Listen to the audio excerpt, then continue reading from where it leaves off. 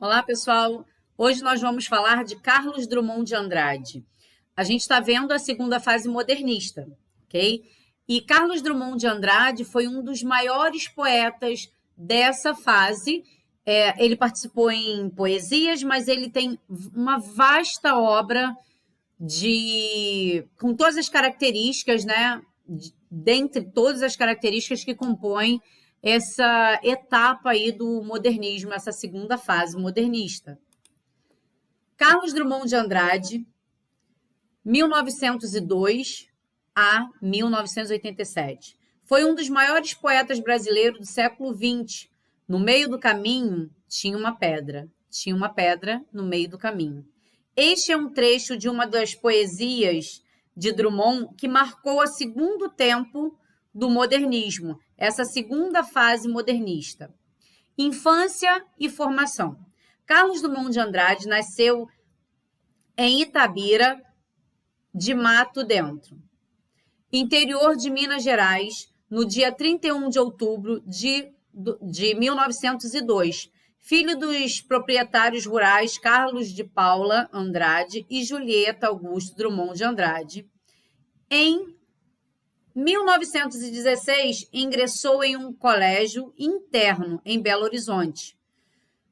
Doente, regressou para Itabira, onde passou a ter aulas particulares. Em 1918, foi estudar em Nova Friburgo, no Rio de Janeiro, também em um colégio interno. No meio do caminho tinha uma pedra no meio do caminho, tinha uma pedra, no meio do caminho tinha uma pedra. Esta talvez seja a frase que mais eternizou Carlos Drummond de Andrade. Dentre todas as suas obras, no meio do caminho tinha uma pedra, é uma frase que literalmente caracteriza bastante das suas obras, das suas intenções dentro de uma poesia. Nunca me esqueci desse acontecimento na vida de minhas rotinas tão fadigadas. Nunca me esquecerei que no meio do caminho tinha uma pedra no meio do caminho. No meio do caminho tinha uma pedra.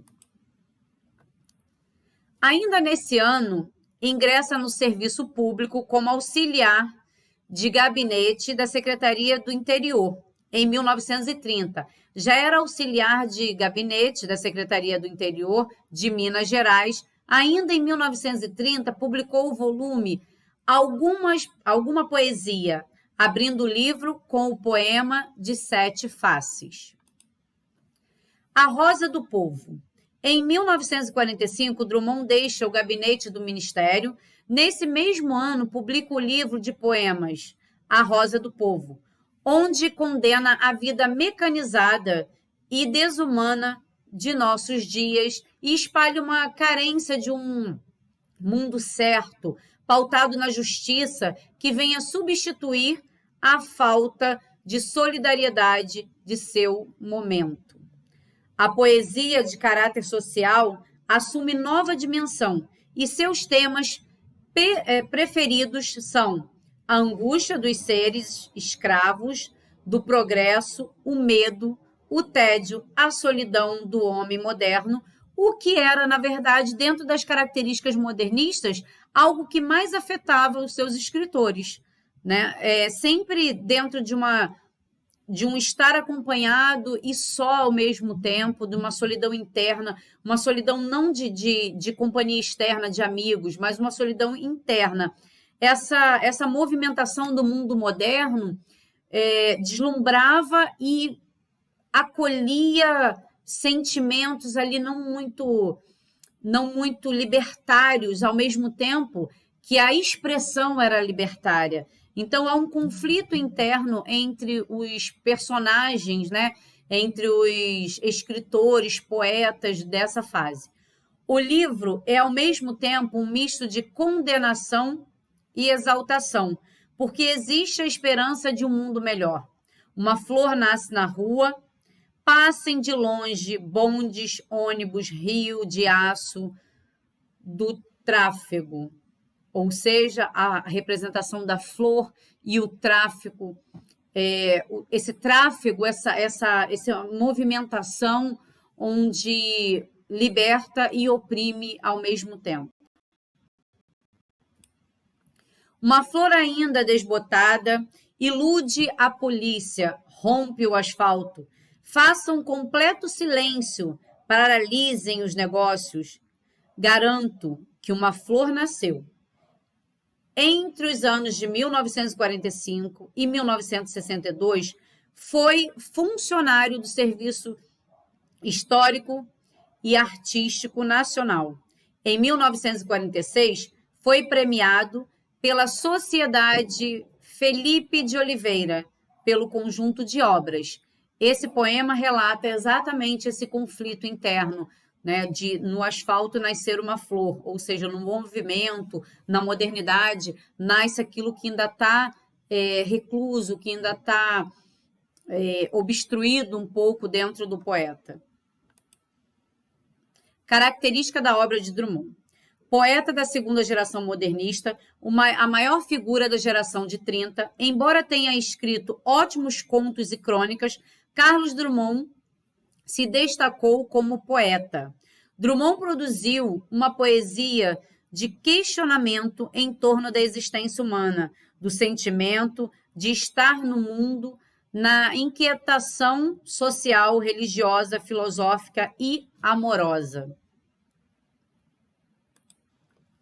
Seu estilo poético é permeado por traços de ironia, observações do cotidiano, de pessimismo diante da vida e de humor. Drummond trazia verdadeiros retratos, na verdade, existenciais e os transformava em poemas com incrível maestria. Ou seja, ele também colocava uma prática autobiografia em suas obras, de maneira não muito clara, mas que trazia um pouco do que ele era também. Casado com Dolores Dutra, de Moraes, e pai de Maria Julieta Drummond de Andrade e de Carlos Flávio Drummond de Andrade, em 1950, viajou para a Argentina para o nascimento de seu primeiro neto, filho de Julieta.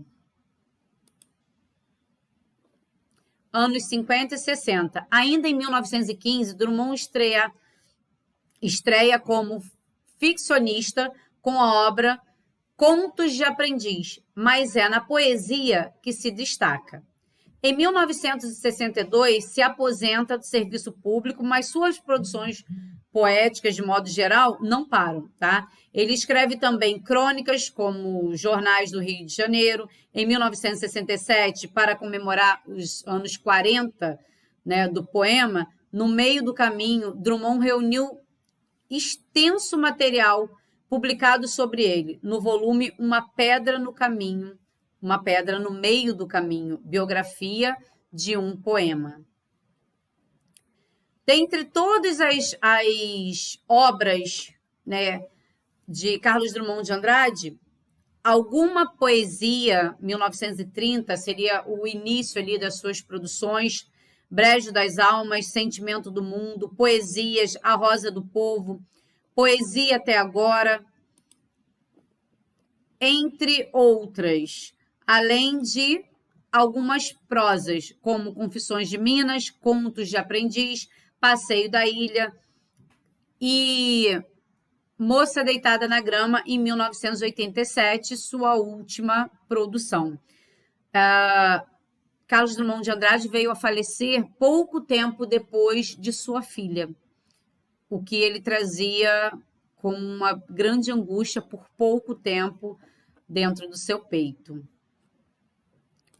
Na próxima aula, nós veremos sobre as poesias e o romance de 30, no qual se enquadra Carlos Drummond de Andrade. Então, até lá!